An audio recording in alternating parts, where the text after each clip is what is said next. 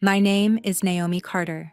I'm 29 years old, and 3 days ago, while I was lighting birthday candles in my own backyard and trying to keep frosting off my son's little hands, the man who cut me off at 15 walked through my gate like he still had a place in my life. I hadn't seen him in years. Not on birthdays, not at graduation, not when I got married, not when my son was born, but somehow, on the one afternoon that was supposed to belong to my child, he decided to show up uninvited and act like time had erased everything. At 15, I learned exactly how easy it was for a parent to look at you and decide you were no longer their responsibility. He did not slam a door in rage, he did something colder than that. He made me feel disposable, like I was a bill he no longer wanted to pay, like I was something he could set down and never come back for. I spent years building a life that had nothing to do with him. A safe life, a steady life, the kind of life I once begged for and never got. So when I saw him standing there near the balloons and paper plates, watching my son laugh like he belonged in that picture, something inside me went completely still. I stayed calm longer than most people would have. I let him speak. I let him pretend. And then he said why he was really there. It had nothing to do with love, nothing to do with regret. By the time he threatened to sue me for $50,000, all I felt was clarity. When I told him he had 5 minutes to leave, I meant every second of it. Before I tell you exactly what he wanted and how that birthday turned into the day he finally lost whatever power he thought he still had over me, tell me this. What time is it where you are right now? And where are you watching from? I really want to see how far this story reaches. When I was 15, I stopped believing that adults always meant what they said when they called something temporary. My parents had already been divorced for a while by then, and my father had spent months acting like I was one more loose end left over from a life he wanted to forget. He had a newer house, a newer routine, a newer woman, and a newer version of himself that somehow had no room for the daughter he had helped bring into the world. I kept telling myself it would settle down. I told myself he was stressed. I told myself he would calm down and remember I was still a kid. Then one Thursday night in October, he stood in the kitchen with his car keys in one hand and a travel mug in the other, and told me I needed to start figuring things out on my own because he was done carrying me. He said it the way people talk about canceling a subscription they no longer use. No yelling, no guilt, no apology. Just a clean, cold decision. I remember staring at him and thinking that if he had screamed, it would have hurt less. At least then it would have sounded emotional. But he was calm. Calm like I had become an inconvenience he was relieved to remove. I asked where I was supposed to go. He said I was smart enough to figure it out. I asked if he was serious. He said I was old enough to stop acting helpless. I asked about school, about clothes, about money, about the fact that I was 15 and could not legally do half the things he was acting like I should suddenly handle. He just shrugged and told me I had always been dramatic. That was the night I learned that being unwanted can sound quieter than you expect. He gave me a deadline. 2 weeks. 2 weeks to get my things together, stop making his life difficult, and disappear into whatever future I could scrape together for myself. I slept maybe 2 hours that night. The next day at school, I sat through algebra, American history, and lunch like I was moving underwater. I did not tell anyone at first because saying it out loud would make it real. But by the second day, I broke down in the parking lot after school, and my best friend found me crying so hard I could barely breathe. I told her enough for her to understand what was happening, and that one conversation changed my life. Her parents did something my own father would not do. They listened. They asked questions. They looked shocked in the right places. And then they said I could stay with them until we figured things out. I still remember how embarrassed I felt carrying my duffel bag into their guest room. I kept saying thank you too much. I kept promising I would not be a burden. I kept waiting for someone to change their mind. Nobody did. I finished high school from that house. I got a part-time job at a coffee shop a few blocks from campus and worked evenings and weekends. I learned how to smile through exhaustion, how to count tips fast, how to hide heartbreak behind routine. The Parkers never treated me like charity. They treated me like a teenager who deserved structure, dinner, and a safe place to sleep. That sounds basic until you grow up without it. My father never called to check if I got to school. Never asked if I needed winter boots. Never came to a parent meeting. Never texted on birthdays unless it benefited him to pretend he cared. Once or twice he sent a message that said things like, "Hope you are doing well." And even those felt less like love than image management. By the time I turned 18, I had stopped waiting for him to become someone else. I took community college classes because it was what I could afford. I transferred later. I built my life one practical choice at a time. I did not get rescued. I got disciplined. I got sharper. I got very good at surviving disappointment. The thing about growing up that way is that you become careful with joy. You do not assume good things will stay. You learn to protect them. That is why what happened at my son's birthday hit me the way it did. It was never just about a party. It was about the fact that I had spent 14 years building the exact kind of safe life my father once acted like I did not deserve. By the time I was in my 20s, survival had finally started turning into stability. I transferred from community college to the University of Colorado, finished my degree, and eventually became a school counselor. Maybe that job makes perfect sense if you know my story. Kids can tell when you are the kind of adult who means it when you say you are there for them. Families in crisis can tell too. I was not interested in being impressive. I just wanted to become the kind of steady person I once needed. Somewhere in those years, I met Evan. We met because his niece came to an after-school family event I helped organize, and he stayed late stacking folding chairs instead of leaving the work to me and two exhausted teachers. He was funny without trying too hard, patient without making a performance out of it, and the first man I had ever known who made reliability look effortless. When I told him about my father, he did not rush to give advice or tell me I should forgive and move on. He just said that what happened to me was wrong and that nobody should have had to earn basic care that young. I knew I loved him before I admitted it to myself. We got married 4 years later on a windy Saturday in Colorado with close friends, the Parkers, and a small group of people who felt like real family. My father was not there. He had not been invited. I did not miss him. Then Milo came along, all curls and laughter and endless questions. He is 5 now, and every birthday with him feels like proof that love can grow in places where fear used to live. Our house is not huge, but it is warm. It has scraped kitchen chairs, a backyard with uneven grass, toys that somehow migrate into every room, and the kind of noise I used to dream about when I was younger and lonely. On the morning of the party, Evan was at the grill by 11, flipping burgers and hot dogs while music played through a portable speaker on the patio table. I was tying balloons to the fence and trying to keep Milo from sneaking frosting off the cake before guests arrived.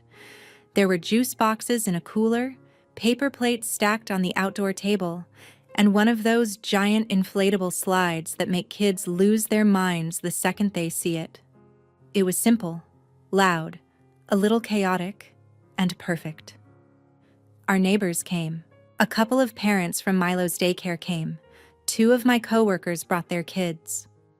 Chloe Parker arrived with a bag full of gift wrap and the exact same amused smile she had worn since we were teenagers.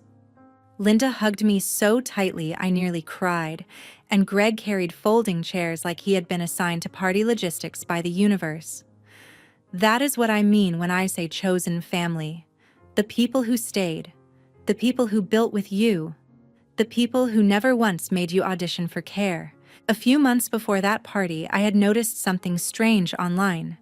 My father had found one of my public family photos and hit like on it. Then another. Then another. No message. No explanation. Just those tiny digital footprints that felt more invasive than affectionate. I ignored them. I had no interest in reopening a door that had taken me years to seal shut. A cousin I barely spoke to later sent me a vague message asking how I had been and whether I still lived in the Denver area. That felt connected too. I ignored that as well. I had learned a long time ago that when people from that side of the family suddenly remembered I existed, it usually meant they wanted something.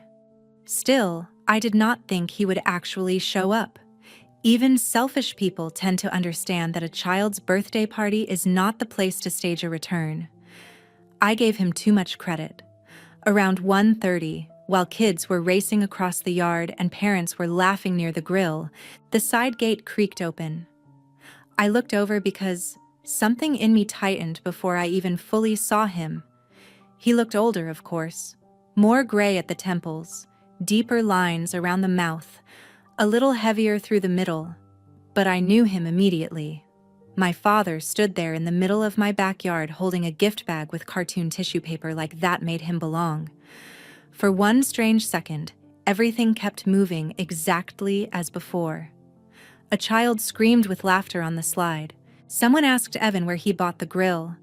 A paper napkin blew across the grass. And then my father smiled at my son like he had every right in the world to be there. I did not run toward him. I did not make a scene. Years earlier, I might have frozen or panicked, but motherhood changed something in me. When you have a child, your fear becomes less interesting than your instincts. My first thought was not about closure or anger. It was about control. How close was he to Milo? How many people were watching? Whether he would behave like a normal person for 5 minutes or ruin the day the second he opened his mouth. He lifted the gift bag slightly, like a peace offering, and said, "There she is." Then he looked past me at Milo and added, "And there is my grandson." Those words landed wrong immediately, not because they were technically untrue, but because of the entitlement wrapped around them. He did not ask. He claimed. Evan had already noticed the shift in my face. He walked over from the grill, rested a hand lightly against my back, and said hello in that calm voice of his that can either welcome you or warn you depending on what you have earned. My father introduced himself like we were all meeting under normal circumstances. He acted as if 14 years of neglect were just a rough patch the family had naturally outgrown. He told Evan he was happy for us, told me he had been meaning to reach out, told us traffic had been worse than expected, which would have been a bizarre thing to say if he had actually been invited. I remember thinking that some people lie so often they start sounding casual, even when they are trespassing emotionally and physically. I told Milo to stay by the slide with his friends and walked a few steps away from the crowd. Evan came with me, but I shook my head once, very slightly. Not because I wanted to handle it alone, but because I wanted to see how far my father would go when he thought he still had access to me. He followed me toward the far corner of the yard near the fence where the noise of the party softened just enough for private words. Up close, I could smell cheap cologne and stale stress. He gave me a quick once-over, the kind that was meant to say he was evaluating the life I had built and deciding what it was worth to him. Then he switched into a voice I recognized from long ago, the reasonable voice, the one he used when he wanted to make cruelty sound practical.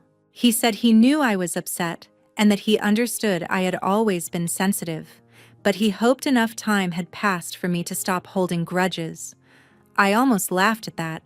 Grudges are what you hold over small wounds. What he had done was not small. He said he had heard I was doing well. Nice house, good husband, good neighborhood. He even said I looked happy, and for a second I wondered if he was capable of hearing how transactional every sentence sounded. Then he got to the point. He said he was in a tight spot financially and needed my help. Not a little help. Not a temporary favor. $50,000. He said it quickly, like the faster he said the number, the more reasonable it would sound. I thought I had misheard him. I asked him to repeat it, and he did, this time with extra details. A business deal had gone bad. Partners had turned on him. The market was brutal. He had obligations.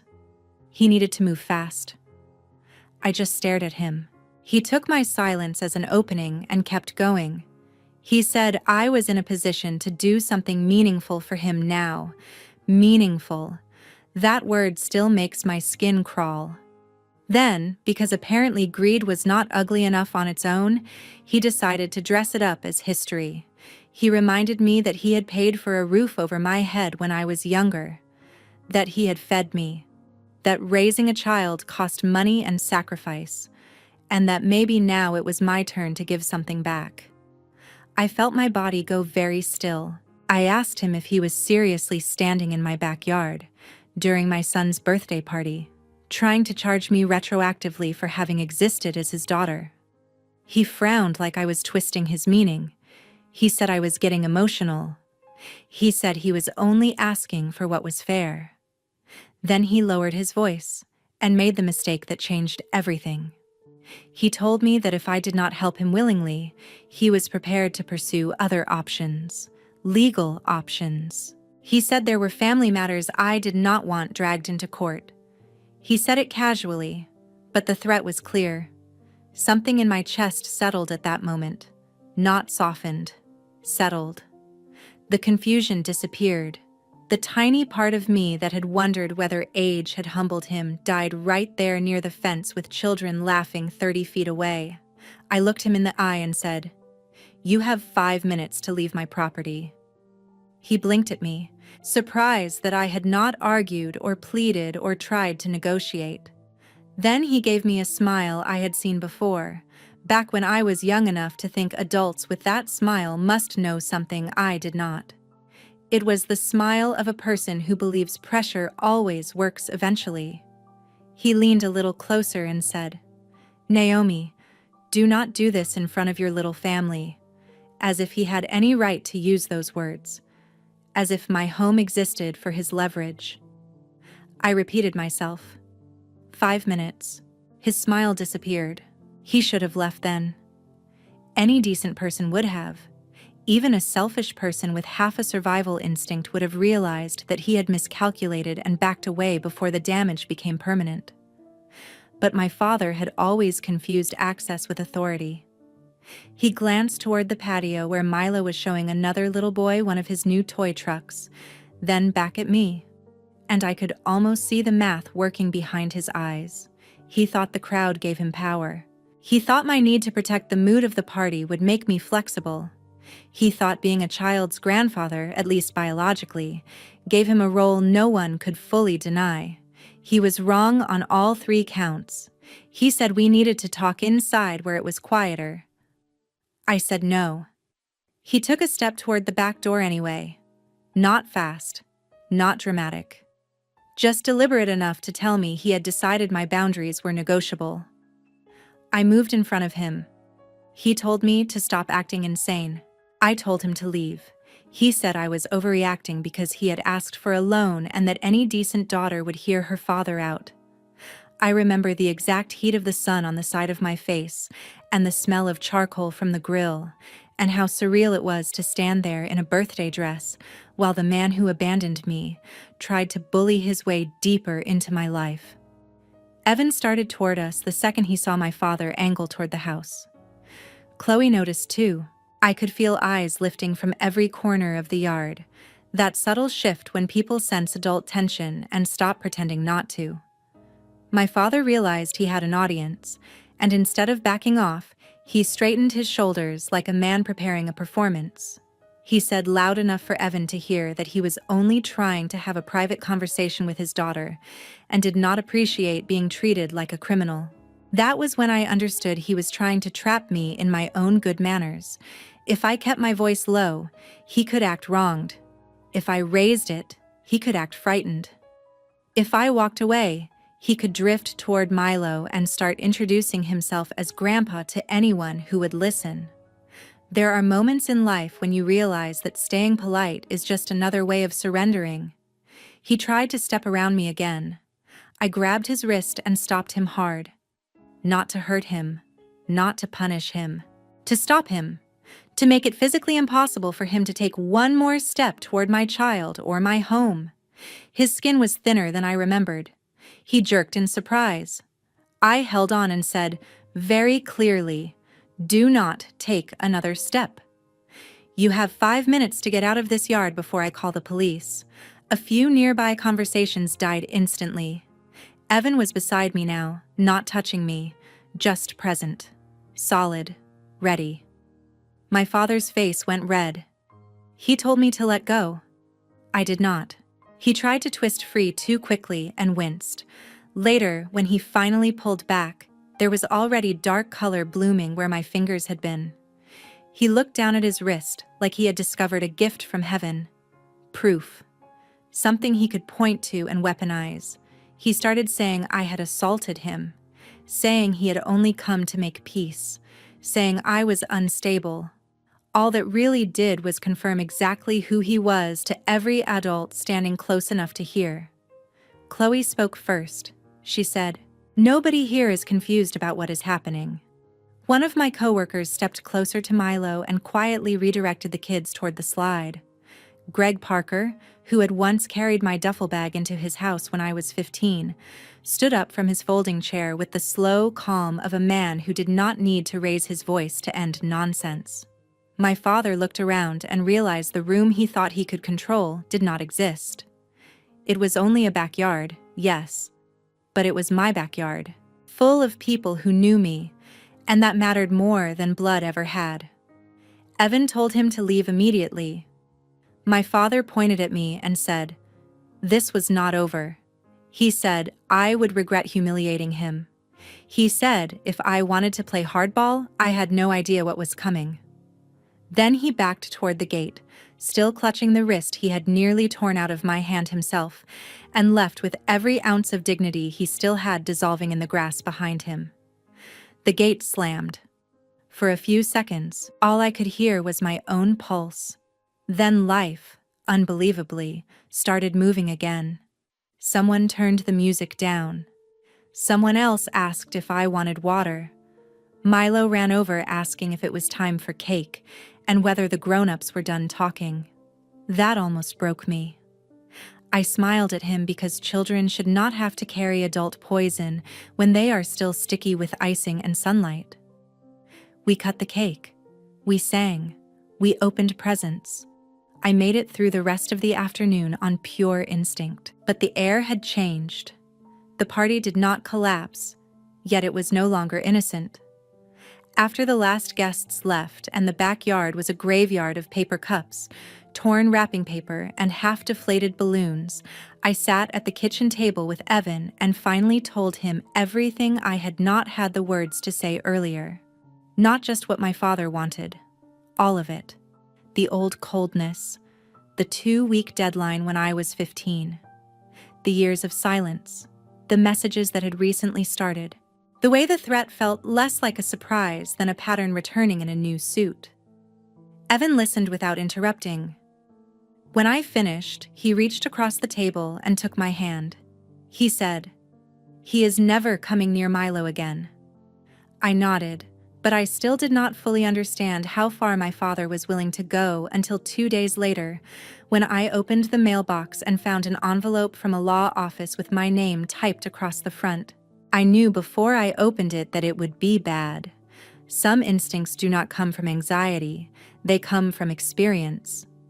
The letter inside was from an attorney representing my father, and it accused me of withholding $50,000 that allegedly belonged to him through prior family assets and undocumented financial arrangements. That phrase alone was ridiculous enough to make me laugh once, sharply, in the driveway. Undocumented financial arrangements. In other words, fiction with legal formatting. But the rest of the letter was less funny. It claimed he was prepared to pursue the matter formally if I did not cooperate. It suggested damages. It implied deceit. It was written in that polished, bloodless language designed to make nonsense sound expensive. I stood there with the envelope in my hand and felt the last thread of hesitation burn away. Up until then, part of me had still hoped the party confrontation had been a final outburst from a desperate man. Ugly, yes, but isolated. Something he would regret and retreat from once he understood I would not fold. Instead, he doubled down. He found a lawyer willing to type lies onto official paper and mail them to the woman he had once left to fend for herself at 15. I took the letter inside and put it on the counter without speaking. Evan read it, then looked at me with the kind of calm anger that makes quiet men frightening. He did not say, maybe we should ignore it. He did not say, perhaps your father is just hurting. He said, we are getting a lawyer today. By noon, we had a consultation scheduled with Andrea Flores, a sharp, practical attorney in Denver who came recommended by one of Evan's co-workers. I liked her within 5 minutes because she did not waste a second romanticizing family conflict. She read the letter, asked a few clarifying questions, and said exactly what I needed to hear. This is weak. This is sloppy. And this is not about law.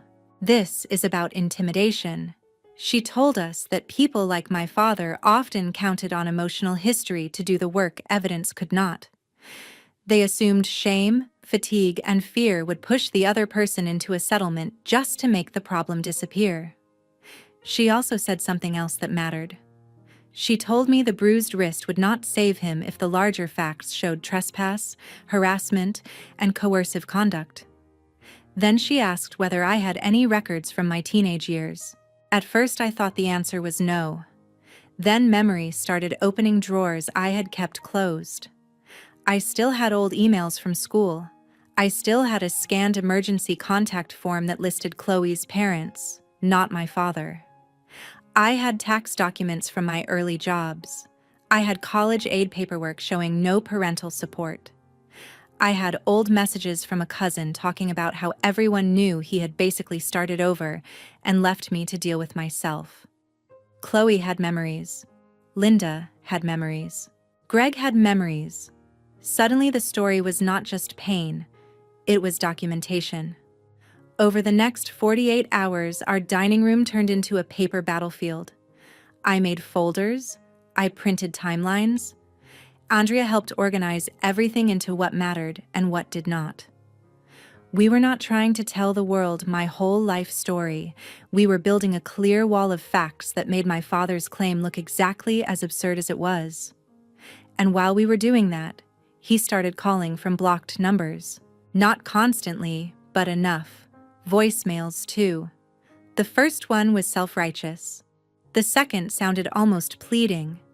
By the third, he was furious, saying I was forcing this and that I should have just helped him like family helps family. Andrea told me to save every single one. One message in particular mattered. In it, he said he had hoped he would not have to bring lawyers into it, but that I had left him no choice after embarrassing him in front of everybody. There it was. The truth, almost in his own words. The legal threat was not about money he believed was his. It was retaliation because I had refused him publicly, and he had lost face. Andrea smiled when she heard that voicemail. She said it would not win the whole case by itself, but it did reveal motive beautifully. Around the same time, word about the party began moving quietly through our circle. Not because I ran around telling the story dramatically, but because that is what happens when adults witness something disturbing at a child's birthday party, and then compare notes afterward. One of the daycare moms texted to ask if I was okay. A neighbor offered to give a statement if needed. Chloe was furious in the way only old, loyal friends can be furious on your behalf. She said my father had looked exactly like the kind of man who still believed he could scare women into compliance if he kept talking long enough. I wish I could say all of that made me feel instantly powerful. It did not. It made me tired. There is a specific kind of exhaustion that comes from being dragged back into an old role you fought hard to outgrow. For a couple nights, after Milo was asleep, I stood in his doorway longer than usual, watching his chest rise and fall, and promising myself that the chaos would stop with me. Evan found me there once and asked if I was okay. I said yes, but he knew better. He wrapped an arm around me and said something simple. He said, "You are not 15 anymore, Naomi." That mattered because he was right. At 15, I had survived by taking what scraps of safety other people were kind enough to offer me. At 29, I had a voice, a home, legal representation, and people who loved me without conditions. So when Andrea suggested we send a formal response rejecting every claim and warning them against further harassment, I said yes, immediately. When she also suggested that, if necessary, we could go one step further and make the truth harder for him to hide, I said yes to that too. My father wanted a fight built on pressure and secrecy. He was about to get one built on evidence. Andrea's response letter went out on a Friday morning. It rejected the claim completely, demanded that all further contact go through counsel, noted the lack of legal foundation, and made it clear that if my father continued harassing my family, we were prepared to escalate. For the first time since he had walked into my backyard, I felt something close to relief. Not because the situation was over yet, but because it had finally moved out of the shadows where men like him do their best work. Still, I knew my father. He hated losing privately almost as much as he hated losing publicly. So before he could twist the story into something useful, I made a decision that would have terrified the 15-year-old version of me. I told the truth. Not in a screaming post. Not in a messy rant. Just the truth. I wrote a calm, direct account for my personal Facebook page explaining that the man who had cut me off as a teenager had appeared uninvited at my son's birthday party, demanded $50,000, threatened legal action when I refused, and was now pursuing a false claim after years of abandoning any real parental responsibility. I did not exaggerate. I did not insult him. I did not tell people what to think. I attached nothing private about my son. I just told the truth the way adults tell it when they are finally done being afraid of how ugly it makes someone else look. Then I logged out and put my phone face down on the table. The response started faster than I expected. Friends from college commented first, then neighbors, then people from the school community, then people who had known pieces of the story for years, but never all of it at once. A few messages hit especially hard. One came from a mother I barely knew who said she was glad my son would grow up seeing what healthy boundaries looked like. Another came from a former student, now in college, who said she still remembered me telling her that love without safety is not real love. I sat there reading those words with tears in my eyes because sometimes the lessons you spend years teaching other people are the very ones you still have to choose for yourself. By that evening, extended relatives had started reaching out too. Not all of them kindly. A few wanted me to take the post down because family matters should stay private. That argument has always amused me. People love privacy when the truth embarrasses the wrong person. But some relatives, including two I had not spoken to in years, admitted they were not shocked. One even said my father had burned bridges with half the people around him over money and pride, long before he came for me. Then came the consequence he never saw coming. The woman he had built his latest life around contacted me privately. Her message was short, stunned, and careful. She said she had known our relationship was strained, but she had not understood the depth of what he had done, and she certainly had not known about the lawsuit threat over money. She thanked me for being factual. A week later, I heard through Andrea that my father's side wanted to quietly discuss dismissal. Quietly. That word again. This time, it was our turn not to play along. Andrea insisted on a full withdrawal and written confirmation that no further claims would be pursued. She also pushed for reimbursement of certain legal costs tied to the frivolous filing. They resisted at first. Then they folded. There was no case. There had never been a case.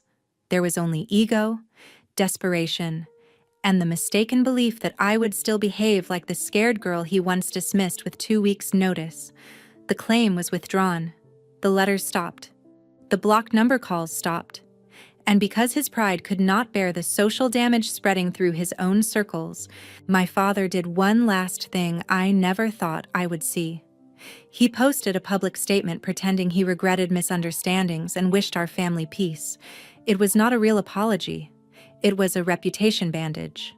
But by then, it did not matter. People knew. His wrist had healed by then, but his image had not. Several relatives distanced themselves from him. A business contact he had bragged about apparently backed away after hearing enough to question his judgment. The woman in his life left. Most importantly, he lost access to the fantasy that he could walk back into my world and be treated like a father simply because he shared my blood. He was done, not because I screamed louder than he did, but because I stopped protecting him from the consequences of who he had always been. Life settled after that. Not overnight, but steadily. Evan and I took one evening a week just for us after Milo went to bed. No legal talk allowed. Chloe still jokes that she wishes she had charged admission to the worst birthday cameo in Colorado. Linda keeps reminding me that asking for help is not weakness, which I am finally starting to believe. Milo is still Milo. He remembers the balloons, the cake, the slide, and the toy trucks. He does not remember the man at the gate, and I intend to keep it that way for as long as I can. The lesson in all of this is not that revenge has to be loud to be satisfying. Sometimes the strongest thing you can do is stand still, tell the truth, and refuse to let someone rewrite the damage they caused just because time has passed. Family is not defined by who made you. It is defined by who protected you, who stayed, who told you that you mattered when it would have been easier to walk away. Setting boundaries is not cruel. It is not selfish. It is not disrespectful. Sometimes boundaries are the most loving thing a parent can build because they protect the children who come next from inheriting pain that was never theirs to carry. I used to think my father had taken something from me that I would spend the rest of my life trying to replace. Now I know he did something else. He taught me, by negative example, exactly what kind of home I would never allow around my son. And if there is any value in a story like mine, maybe it is this. You are allowed to close the door on people who only remember you when they need something. You are allowed to choose peace over guilt. You are allowed to build a life so honest and healthy that the people who once broke you no longer recognize the strength standing in front of them.